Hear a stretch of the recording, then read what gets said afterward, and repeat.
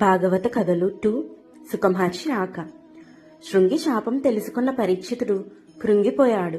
చేసిన తప్పుకు ఫలితం అనుభవించక తప్పదు కదా అనుకున్నాడు. తన పుత్రుడైన జనమేజయుడికి రాజ్యభారం అప్పగించాడు.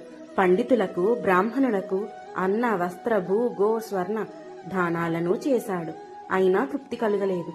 గంగా నది తీరం చేరి ఆశ్రమవాసి అయ్యాడు. ఆ సమయంలో వ్యాసనందనుడైన సుఖయోగీంద్రుడు పరీక్షితుణ్ణి దర్శించాడు.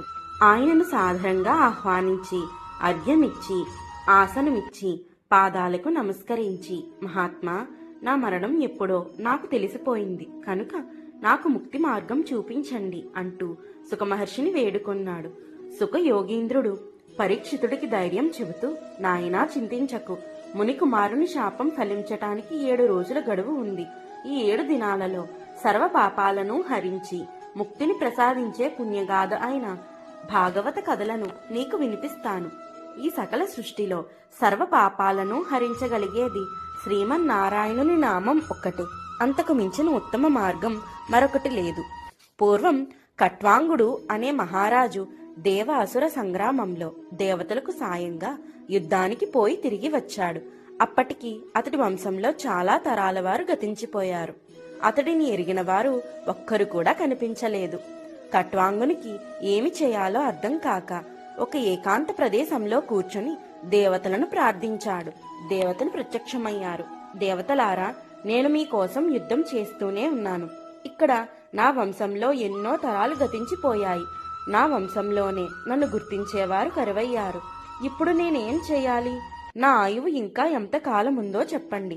దానిని బట్టి కొంతకాలం రాజ్యపాలన చేసి తపస్సుకు పోవటమా, రాజ్యకాంక్ష వదిలేసి తపస్సుకు పోవటమా నిర్ణయించుకుంటాను అని అన్నాడు. దేవతలు కట్వాంగుని ఆయుష్ను గురించి, రాజా, నీవింకా కొన్ని గడియలే బ్రతుకుతావు అని చెప్పారు. కట్వాంగుడు చింతిస్తూ, అయ్యో, తపస్సు చేసి మోక్షం పొందడానికి కూడా సమయం లేదు కదా అని చింతించగా దేవతలు అతడికి నారాయణ మంత్రం ఉపదేశించి స్మరించమన్నారు. ఆ మంత్రాన్ని కొన్ని గడియల పాటు దీక్షగా ఏకాగ్రతతో స్మరించి కట్వాంగుడు మోక్షం పొందాడు అని కట్వాంగుని కథను పరీక్షితుడికి చెప్పి, కనుక రాజా, ఆ నారాయణుని నామస్మరణ వంటి శక్తివంతమైన భాగవత కథలను నీకు వినిపిస్తాను.